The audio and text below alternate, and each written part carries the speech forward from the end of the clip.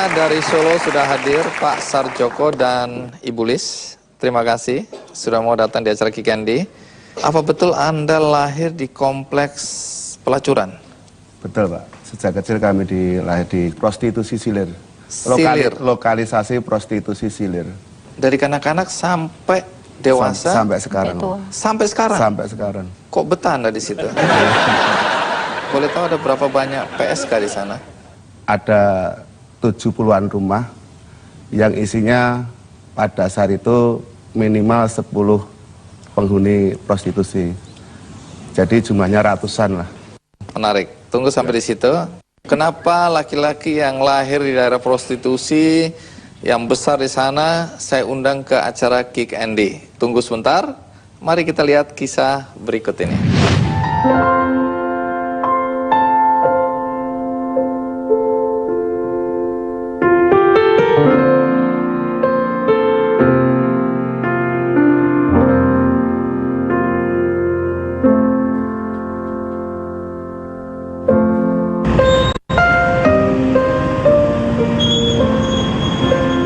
Kompleks pendidikan anak usia dini PAUD di Kampung Genteng Silir, Kelurahan Semanggi, Kecamatan Pasar Kliwon, Kota Solo, Jawa Tengah ini nampak tidak beda dengan PAUD lainnya.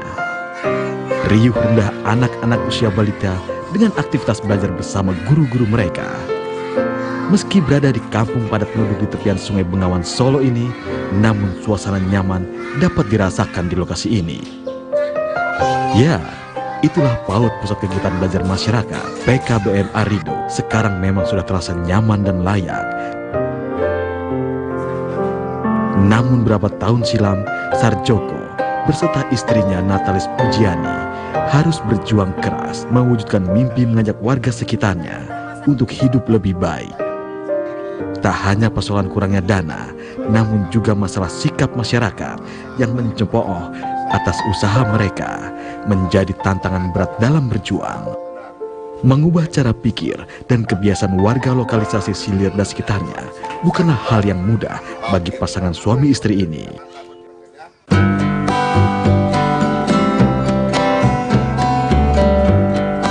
Perjuangan itu pun akhirnya berbuah manis. Sedikit demi sedikit kesadaran masyarakat mulai tumbuh. Orang tua 4 anak ini tak hanya pendidikan anak-anak saja, tapi kini menyibukkan PKBM Arido. Berbagai pelatihan untuk warga, terutama mantan PSK maupun mantan mucikari di lokalisasi Silir dan sekitarnya. Dia punya kemauan ingin hidup yang lebih baik dan yang layak, itu aja. Dan mudah-mudahan Arido jadi lebih baik, lebih maju. Sarjoko dan Natalis Pujiani tak hanya berjuang sendiri, ada warga lainnya yang tergerak ikut merasakan pahit getirnya membangun PKBM Arido. Itu sudah tutup, Arido berdiri, saya langsung berminat gabung sama Bapak Sarjoko. Saya diberi untuk koordinator, saya mengumpulkan ibu-ibu yang sekiranya dulu mantan X, yang pertama memang itu mantan X dulu, sebagai warga belajar, tapi dengan perlahan-lahan ayo kita gabung, ayo kita nanti ada pelatihan ini akhirnya mereka mau dan hasilnya pun ada, yaitu mereka mendapatkan beberapa macam peralatan itu. Jadi minat mereka semakin maju. Ketulusan dan pengorbanan menjadi kunci untuk mengembangkan PKBM Arido. Dari tempat yang dulu dikenal sebagai cibiran sinis, kini pusat kegiatan belajar masyarakat PKBM Arido di Silir tumbuh menjadi oase di ujung tenggara kota Solo. Pak Sarjoko, Anda kan lahir di lokasi prostitusi dari kecil.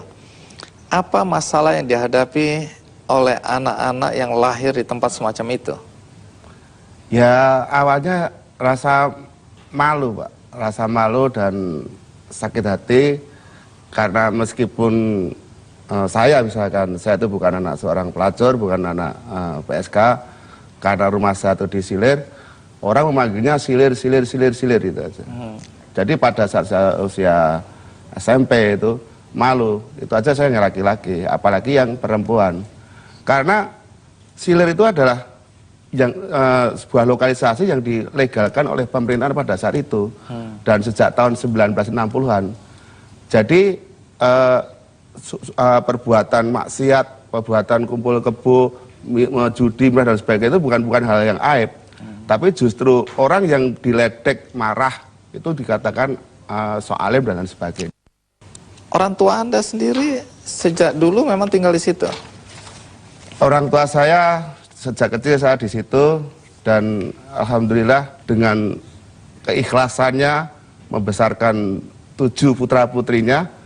Ibu saya itu hanya jualan daun pisang ataupun dan kelapa, dan bapak saya itu sebagai tukang kayu dan tukang batu. Dan sampai sekarang ibu saya itu panggilannya Mbah Harjo Godong. Godong itu daun. Daun ya, daun pisang itu. Baik, terkenal di situ sebagai Mbah Harjo Godong. Mbah Harjo daun. Daun pisang. Pak Sarjoko Silir. Bulis. Kalau Bulis lahir di mana? Asli di situ juga, Pak. Oh, jadi warga Silir. Iya. Jadi kalau Pak Ocong Guyu, Bu. Kalau Ibu sendiri sebagai perempuan yang lahir dan besar di sana bagaimana itu? Apa yang dialami? Mungkin perbedaannya kalau saya sama Bapak begini, Pak Andi. Orang tua saya menggantungkan hidupnya berjualan di komplek prostitusi itu. Bapak saya sebagai satpam, kemudian ibu saya berjualan ya minuman, makanan seperti itu. Jadi ketika ibu saya malu seperti ini, justru mereka marah. Sok suci kamu, ibu itu makannya dari sini, begitu. Walaupun bukan anak PSK, walaupun bukan PSK, kalau yang namanya hidup di tengah kampung situ, di luar pasti panggilannya Silir. Sudah dicap negatif ya. Iya. Nah, bagaimana Anda bisa bertahan hidup dengan stempel negatif? Ya, saya di sekolahan berkelahi berani. Oh alah. Bagaimana cara menjelaskan Pak Sarjoko maupun Bulis menjelaskan kepada orang-orang walaupun saya tinggal di Silir, tapi saya bukan sebenarnya PSK, bukan anak PSK dan bukan orang yang dari bisnis semacam itu. Bagaimana menjelaskan ke orang-orang? Saya menunjukkan kerja apapun saya lakukan selama saya tidak bekerja di daerah prostitusi, kernet bis, kondektur bis, sampai saya jualan apapun, sampai saya menjadi sopir, dan itu pun masih diledek. Ayo kok aku terkenal Silir gitu. Dikira calo gitu. Dikira ya? Calo saya, betul Pak. Biasanya ya, tidak selalu, bahwa anak-anak yang hidup atau lahir, berkembang, tumbuh dan berkembang di daerah-daerah semacam itu, besarnya itu ya jadi rusak gitu ya, minum-minuman keras ya, seks bebas. Anda kok bisa tidak tercemar? Saya sendiri tidak Pak, awalnya Pak. Loh, akhirnya iya. Untuk yang lainnya tidak Pak. Awalnya tidak Pak. Jadi gini Pak. Semenjak saya menikah dan saya punya anak pertama itu perempuan, saya malu. Saya tidak ingin anak saya ataupun anak-anak seusia saya pada saat itu diledek dan dipanggil Silir-Silir. Saya dengar Anda pernah mengirim surat kepada wali kota Surakarta atau wali kota Solo untuk membubarkan atau menutup Silir. Kenapa begitu ya? Saya saking kehabisan cara Pak. Saya buat polisi tidur agar orang-orang mabuk itu kesandung jalan gitu aja. Tidak ngebut gitu Pak. Saya tuh di demo didatangi oleh ya pertama dari para mucikari atau preman-premannya di situ, karena dianggapnya apa yang saya lakukan tuh mengurangi omset mereka.